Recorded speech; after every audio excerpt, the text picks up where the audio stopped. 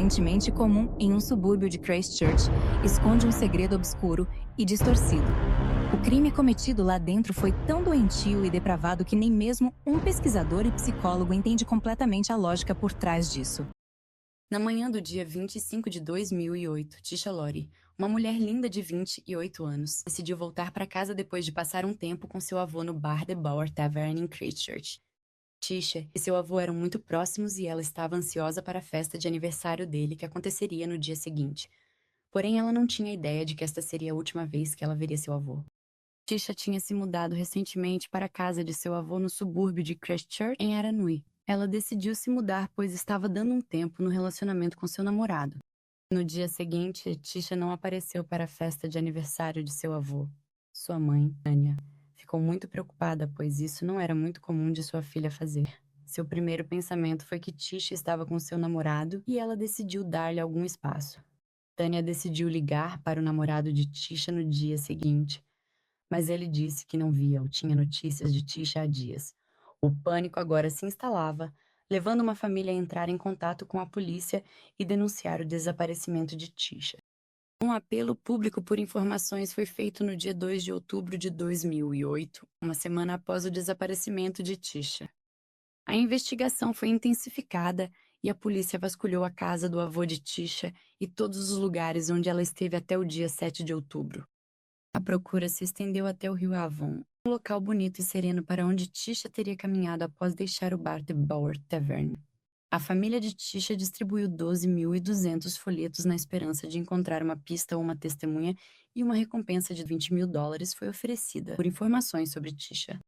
Apesar do envolvimento de 35 policiais e buscas extensas, o caso continuava sendo um mistério. Os dias se transformaram em semanas e as semanas se transformaram em meses, e a esperança de encontrar Tisha viva desapareceu. Um ano após o desaparecimento de Tisha, um mistério perturbador se desenrolou. Jason Somerville entrou na delegacia de polícia para relatar o desaparecimento de sua esposa Rebecca. Jason Paul Somerville nasceu em 20 de janeiro de 1976, em Christchurch, Nova Zelândia. Ele era o mais velho dos 4 filhos de Gra e Rosemary Somerville. Seus pais se divorciaram em 1989, quando Jason tinha apenas 13 anos. Jason se mudou com sua mãe e outros irmãos para Taupo, para ficar mais perto dos pais de Rosemary. Jason frequentou a escola, mas teve dificuldades. Ele foi descrito como um excêntrico e solitário. Ele era pouco alfabetizado e visto como lento por seus colegas.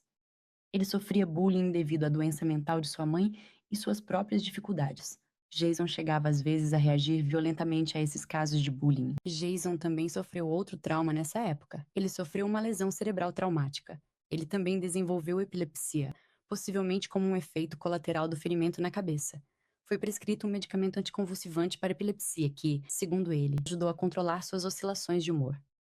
Foi constatado que nessa época, Jason Somerville também sofreu abuso sexual. Jason começou a roubar roupas íntimas femininas penduradas no varal da vizinhança. Ele se escondia à noite espiando pelas janelas e frequentemente se masturbava enquanto observava mulheres se despindo. Ele chegou a receber uma advertência de um policial local o instruindo a parar de perseguir mulheres. Jason dependia do apoio do governo, mas, apesar dos desafios, ele conseguiu comprar uma propriedade onde morou durante a década de 1990. No dia que Jason entrou na delegacia de polícia para relatar o desaparecimento de sua esposa, ele disse à polícia que ela tinha um histórico de depressão, dependência química e automutilação, demonstrando que ela poderia ter suicidado. Ele disse que ela saiu para a igreja, mas que saiu sem suas chaves, bolsa, celulares e cartões bancários. Ele voltou na delegacia alguns dias depois e disse à polícia que alguém havia colocado óculos de grau e uma aliança de casamento de sua esposa na caixa de correio. Os detetives sentaram para investigar Jason, mas eles não tinham ideia do que estavam prestes a ouvir, por razões desconhecidas. Jason confessou ter matado sua esposa Rebecca. Somando-se ao choque, ele também confessou ter matado Tisha no ano anterior. Ninguém sabe realmente por que ele confessou. O detetive acha que talvez ele esperasse uma recompensa de $20.000 pelo paradeiro de Tisha, ou talvez ele não conseguiu suportar a culpa. Jason confessou que no dia 25 de setembro de 2008, por voltas das 11h30 da manhã, ele estava cortando lenha do lado de fora de sua casa e que entrou para pegar uma bebida quando ouviu uma batida na porta. Era Tisha, sua vizinha que morava a 2 casas abaixo.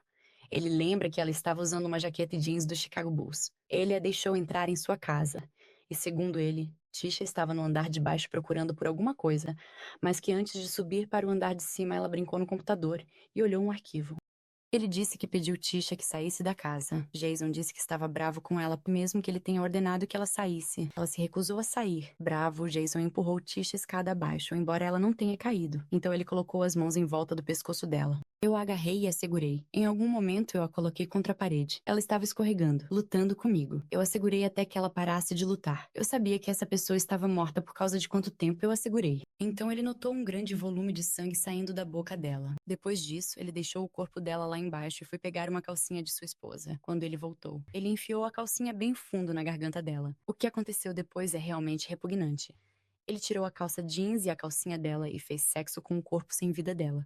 Uma vez satisfeito, Jason puxou o corpo de sua vítima para o armário embaixo das escadas e fechou a porta. Jason saiu de casa para participar de uma reunião dos Alcoólicos Anônimos e voltou para casa mais ou menos uma hora depois. Sabendo que sua esposa Rebecca Chamberlain chegaria em casa por volta das 15 horas, Jason agiu rapidamente. Ele retornou ao armário embaixo das escadas, arrastou o corpo seminu de Tisha e o jogou em um buraco que havia no porão. Jason então tentou limpar a casa o máximo possível, apagando qualquer sinal de que havia ocorrido uma briga naquele local. Rebecca Chamberlain voltou para casa aproximadamente às 15 horas daquele dia. Eles fizeram algumas tarefas domésticas e foram dormir como um dia outro qualquer, com sua esposa completamente alheia ao cadáver a poucos metros abaixo de seu quarto. No dia seguinte, Rebecca saiu de casa pela manhã para participar de uma reunião. Jason aproveitou a oportunidade para descer ao porão e violar o cadáver novamente. O corpo de Tisha já estava em estágios iniciais de decomposição, mas Jason não se importou. Assim que terminou, Jason cavou uma cova rasa embaixo da casa usando as mãos e um pedaço de assoalho. Ele então colocou o corpo de Tisha na cova junto com as roupas que ela estava vestindo e cobriu com terra. Jason declarou à polícia que sua motivação para atacar Tisha foi a ira que ele sentiu por ela se recusar a sair de sua casa. Parecia que a esposa de Jason, Rebecca, nunca suspeitou de nada sinistro em sua casa e parece que não havia nenhum odor detectável de um cadáver na residência, pois havia muita sujeira e cheiros.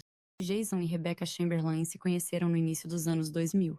Rebecca tinha um filho pequeno de um relacionamento anterior. Em 2003, eles se casaram na Igreja Batista Tapo e alguns anos depois tiveram 2 filhas juntos. Naquela época, eles não estavam muito bem financeiramente. Jason trabalhava estocando carrinhos em um supermercado e Rebecca trabalhava como faxineira em um restaurante de fast food.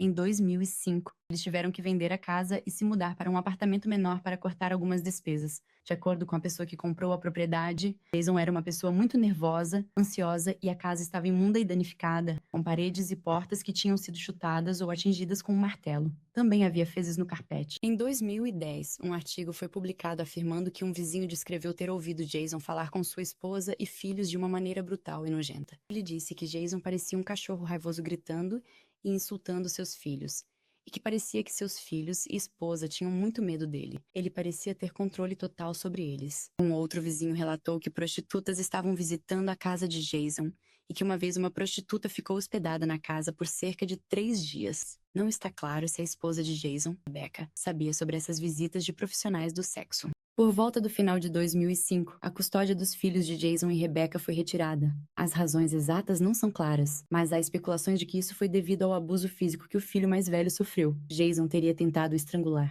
Ambos os pais eram abusadores de substâncias, então a comunidade da Igreja Batista Talpo acabou recebendo a custódia das crianças. Foi só por volta de 2007 que Jason e Rebecca se mudaram para Christchurch. Jason trabalhava na fazenda de seu pai e estava aprendendo carpintaria ao mesmo tempo.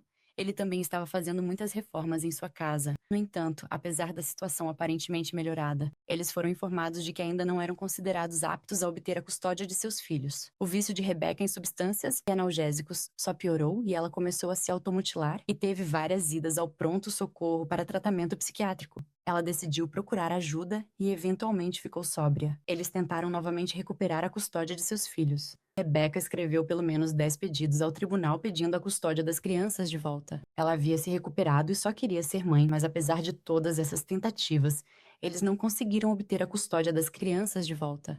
Quase um ano depois da morte de Tisha, Jason e sua esposa Rebecca, casados há 6 anos, estavam dormindo no andar de cima de sua casa. Jason acordou e iniciou sexo com Rebecca. Ela disse não. Jason tentou mais uma vez. Mais uma vez, Rebecca disse não. Jason, frustrado, saiu do quarto e desceu para preparar uma xícara de café. Logo depois que ele voltou para o quarto, ele mais uma vez tentou fazer sexo com Rebecca e novamente ela recusou, dizendo que não estava com vontade. De acordo com Jason, isso o fez se sentir rejeitado e com muita raiva. Então, furioso, ele a agarrou pelo pescoço. Rebecca lutou, mas Jason a segurou fortemente. Quando ela finalmente desistiu, ele a deixou ir. Ele pensou que ela ficaria bem. Então ele saiu e deixou Rebecca inconsciente no quarto e foi ao banheiro. Depois de retornar ao quarto, ele ficou surpreso ao ver Rebecca ainda imóvel. Ele verificou se havia pulso em seu pescoço, mas não conseguiu detectar nenhum. Em vez de tentar reanimá-la, ele fez o oposto. Ele colocou as mãos firmemente em seu pescoço, certificando-se de aplicar pressão firme para baixo com seus dedos e polegar em suas artérias. Isso asseguraria que ela nunca voltaria a recuperar a consciência. Depois disso, ele enfiou a calcinha dela na garganta dela e começou a fazer sexo com o corpo dela sem vida, o mesmo que ele tinha feito com Tisha menos de um ano atrás. Quando ele terminou, ele disse que a beijou na testa e disse adeus. Ele disse que depois disso ele entrou em pânico e que abriu uma cova abaixo de sua casa e cobriu o cadáver de Rebecca com terra, enterrando-a ao lado de Tisha. No dia 7 de setembro de 2009, após a confissão de Jason, a polícia da Nova Zelândia foi até a propriedade para desenterrar o corpo de Tisha Lori e Rebecca Chamberlain. Naquela noite, os familiares de Tisha e de Rebecca foram informados do acontecimento. Tisha era de origem maori. Membros de sua família e comunidade realizaram uma dança chamada Haka, que foi feita com o intuito de honrar e respeitar sua alma. Durante a sentença, foi mencionado que Jason teve uma vida difícil na infância, que ele sofreu abuso sexual durante sua adolescência, mas de acordo com um psiquiatra e psicólogo, nenhum destes fatores resultou em um transtorno mental identificável e que durante todo o caso, Jason Somerville não demonstrou remorso ou empatia por suas vítimas. O aspecto sexual e a natureza impulsiva de seus crimes foram considerados um sinal significativo indicando risco futuro e que havia uma probabilidade substancial de novos crimes sexuais ou violentos, considerando tudo o que aconteceu. O juiz permitiu uma redução de 3 anos em sua sentença devido à sua confissão de culpa. Jason foi condenado à prisão perpétua com um período mínimo de 23 anos sem liberdade condicional. A casa na 312 Wainoni Road, agora apelidada de Casa dos Horrores, tornou-se alvo de justiceiros e foi incendiada 21 dias após a prisão de Jason. O fogo foi extinto pelos bombeiros, mas a casa ficou parcialmente destruída. Em 2012, a casa foi comprada pela Câmara Municipal de Christchurch. A casa foi demolida e um parque foi construído em seu lugar.